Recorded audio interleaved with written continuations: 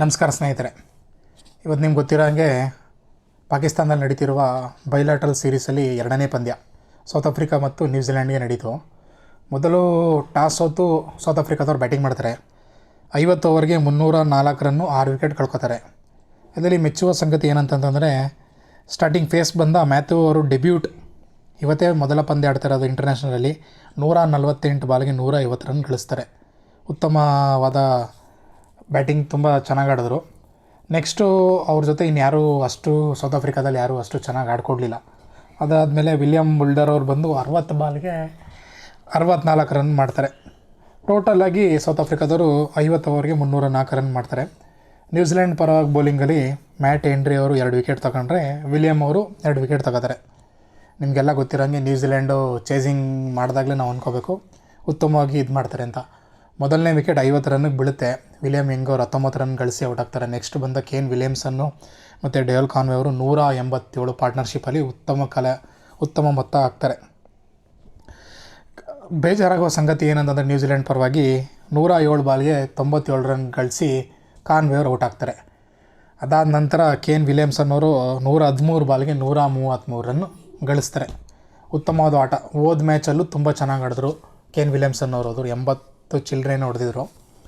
ಈ ಮ್ಯಾಚಲ್ಲೂ ತುಂಬ ಚೆನ್ನಾಗಿ ಆಡಿದ್ರು. 100 ರನ್ ಮಾಡಿದ್ರು, ನಾಟ್ಔಟ್ ಆದರು.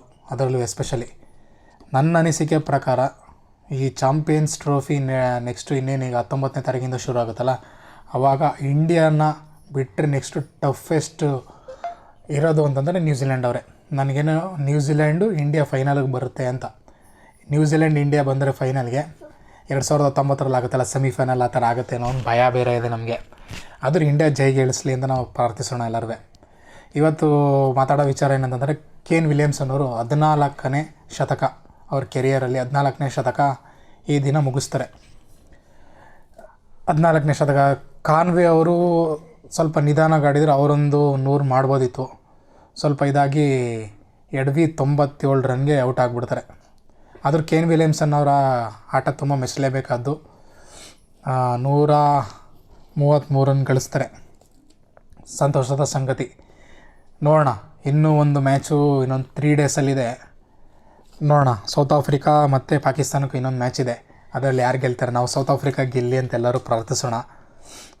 ಪಾಕಿಸ್ತಾನ 2-2 ಸೋಲಿ, ಅವರು ಹೋಮ್ ಗ್ರೌಂಡಲ್ಲೇ ಸೋಲ್ತಾ ಇದೆ. ಈ ಸ್ಟೇಡಿಯಮಲ್ಲಿ ರಾತ್ರಿ ನಡೆದಿರೋ ಪಂದ್ಯ ಗೊತ್ತಾಗೋದು ಲೈಟಿಂಗ್ಸ್ ಎಲ್ಲ ಹೇಗೆ ನಡೀತೆ ಅಂತ.